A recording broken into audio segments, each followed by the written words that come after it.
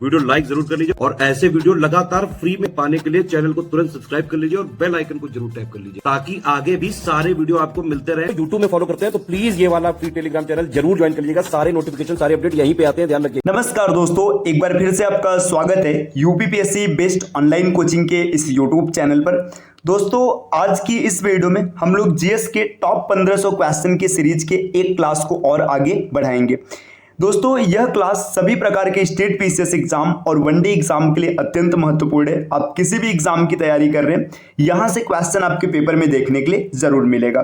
तो चलिए दोस्तों अब बढ़ते हैं आगे क्लास की ओर बिना किसी देर के। इससे पहले कुछ जरूरी सूचना, अगर आप टीम के पेड कोर्सेज से जुड़ना चाहते हैं पीसीएस के कंप्लीट प्रिपरेशन के लिए, तो इन दिए गए नंबर पर कॉल या व्हाट्सएप करके टीम के पेड कोर्स से जुड़ने की प्रक्रिया समझ सकते हैं।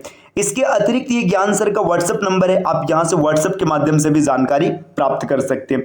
अगर अभी तक आपने प्ले स्टोर से स्टडी फॉर सिविल सर्विसेज का एप्लीकेशन नहीं इंस्टॉल किया है तो इसे जरूर इंस्टॉल कीजिएगा।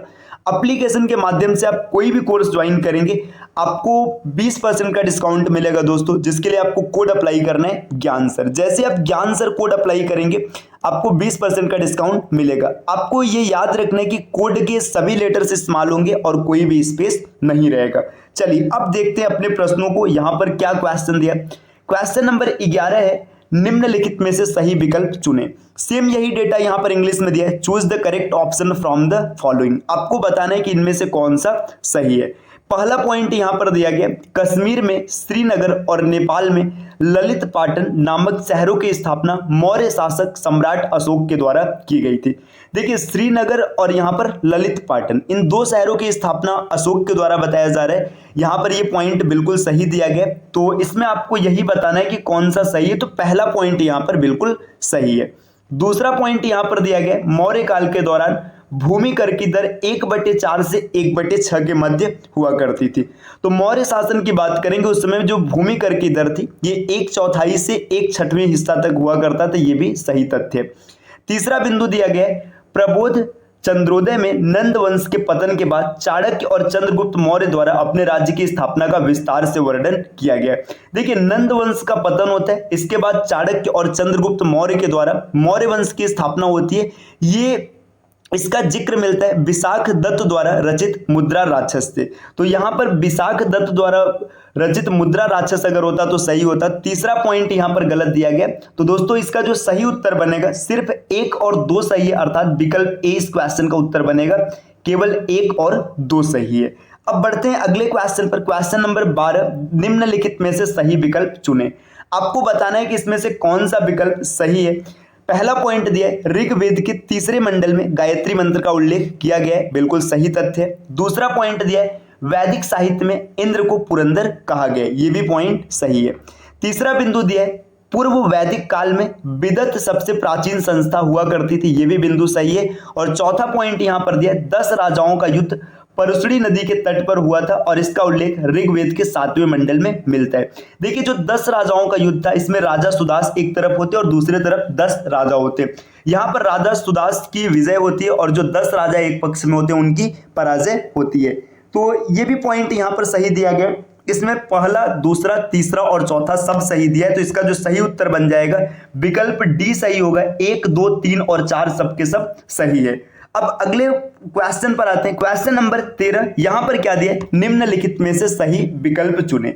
आपको बताना है कि इसमें से कौन कौन सा विकल्प सही है। पहला पॉइंट दिया है, चोल शासक शैव धर्म के प्रबल अनुयायी होते थे। तो देखिए चोल शासक शैव धर्म का पालन करते थे, बिल्कुल सही पॉइंट है। दूसरा पॉइंट यहां पर दिया है, चोल शासकों के राजस्व का मुख्य स्रोत भूमि कर होता था।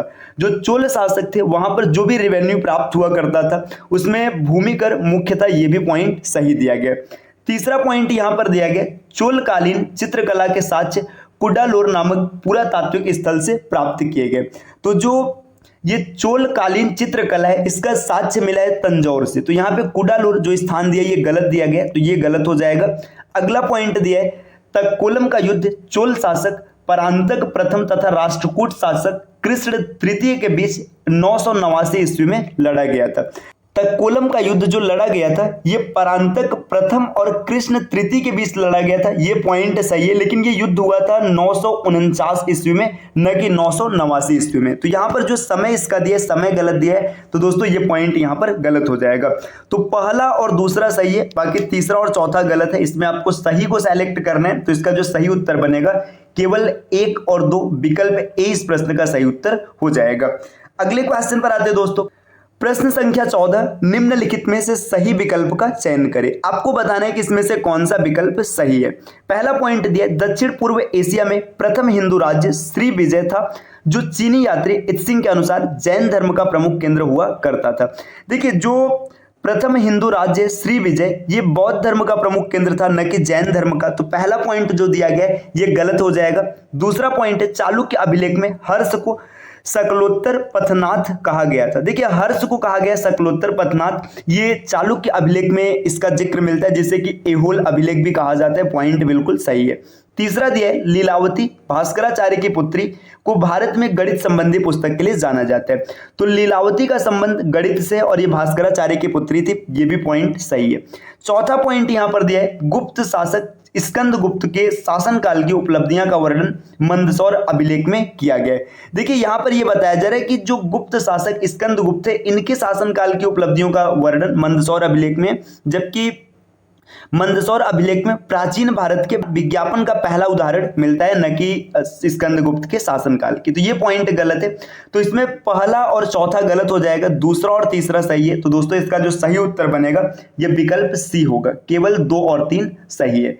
अगले प्रश्न पर आते हैं, क्वेश्चन नंबर 15 नंबर का क्वेश्चन यहाँ पर क्या दिया गया, निम्नलिखित में से सही विकल्प का चयन करें। आपको बताना है कि कौन सा विकल्प इसमें से सही होगा। पहला पॉइंट दिया, अलबरूनी के अनुसार वल्लभ नामक राजा ने शक संवत के 241 वर्ष बाद वल्लभी संवत का प्रवर्तन किया था, बिल्कुल सही है। दूसरा पॉइंट है, गुप्त अभिलेखों के अनुसार सामान्य रूप से कृषक द्वारा राज्य को दिया जाने वाला भूमि कर को उद्रंग कहा जाता था। देखिए, गुप्त अभिलेख के अनुसार ये पता चलता है कि जो किसान टैक्स देता था उसे उद्रंग कहा जाता था, ये भी सही है। तीसरा पॉइंट, बिहार के भागलपुर में विक्रमशिला विश्वविद्यालय की स्थापना पाल शासक धर्मपाल ने किया था। देखिए, जो ये विक्रमशिला विश्वविद्यालय, इसकी स्थापना धर्मपाल ने किया था, पॉइंट सही है। और इसको तोड़ा था बख्तियार खिलजी ने, ये भी आप याद रखिएगा। तो इसमें तीनों पॉइंट सही है, पहला दूसरा तीसरा। तो इसका जो सही उत्तर हो जाएगा विकल्प सी बनेगा, 1 2 और 3 यहाँ पर तीनों सही है। क्वेश्चन नंबर 16 की बात करते हैं, निम्नलिखित में से सही विकल्प चुने। आपको बताना है कि इसमें से कौन सा विकल्प सही होगा। पहला पॉइंट दिया, अहमदनगर का वास्तविक संस्थापक मलिक अहमद था, बिल्कुल सही है। दूसरा बिंदु दिया है, जैन उल अबिदीन की उदार नीतियों के कारण इसे कश्मीर का अकबर और मूल्य नियंत्रित व्यवस्था के कारण इसे कश्मीर का औरंगजेब कहा जाता था। देखिए, जैब उल अबिदीन की उदार नीतियों के कारण कश्मीर का अकबर कहा जाता था, पॉइंट सही है। आगे दिया, मूल्य नियंत्रित व्यवस्था के कारण इसे कश्मीर का अलाउद्दीन खिलजी कहा जाता था, न कि औरंगजेब। तो ये औरंगजेब जो दिया ये गलत हो जाएगा इसके कारण। अगला है, शिवाजी ने मिर्जा जयसिंह के साथ पुरंदर की संधि पर 1565 ईस्वी में हस्ताक्षर किया था, ये भी पॉइंट सही है। तो पहला और तीसरा सही हो जाएगा, दूसरा गलत है। तो दोस्तों इसका उत्तर बनेगा विकल्प बी, केवल 1 और 3 सही है।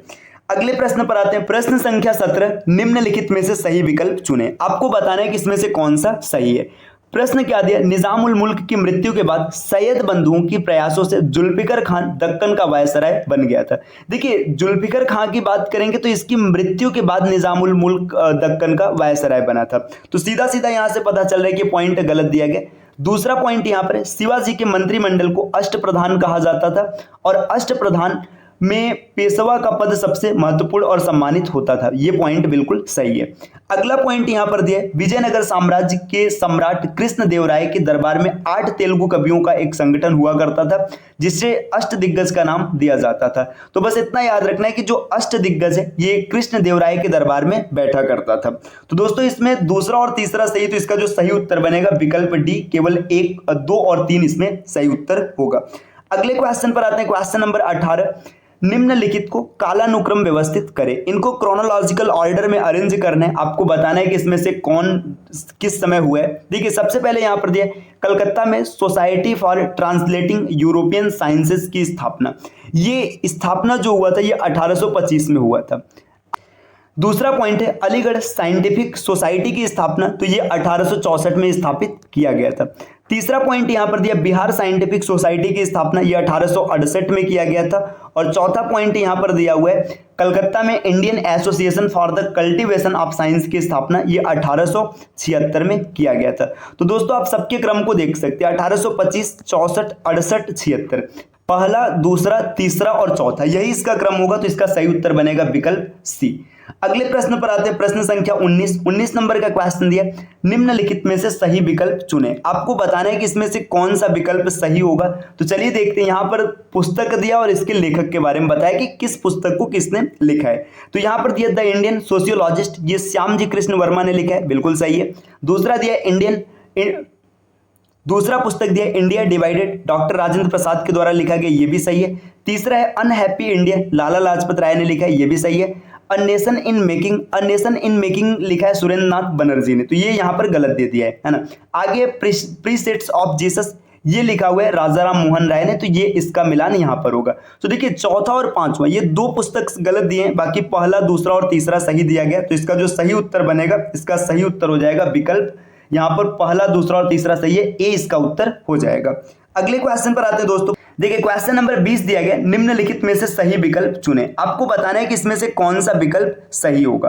तो देखिए इसमें देखते हैं कौन सा विकल्प सही है। पहला पॉइंट दिया कांग्रेस द्वारा 1938 में स्थापित राष्ट्रीय नियोजन समिति के प्रथम अध्यक्ष जवाहरलाल नेहरू थे, बिल्कुल सही है। दूसरा पॉइंट दिया विलियम एडम, जिन्होंने राजा राम मोहन राय के साथ मिलकर 1821 में कलकत्ता में यूनिटेरियन मिशन की स्थापना की थी, का संबंध बैप्टिस्ट मिशनरी से था, बिल्कुल सही है।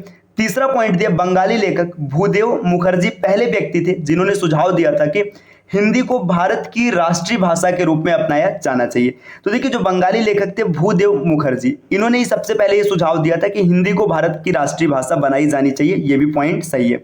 तो पहला, दूसरा और तीसरा तीनों पॉइंट सही है। तो दोस्तों इसका सही उत्तर हो जाएगा विकल्प सी।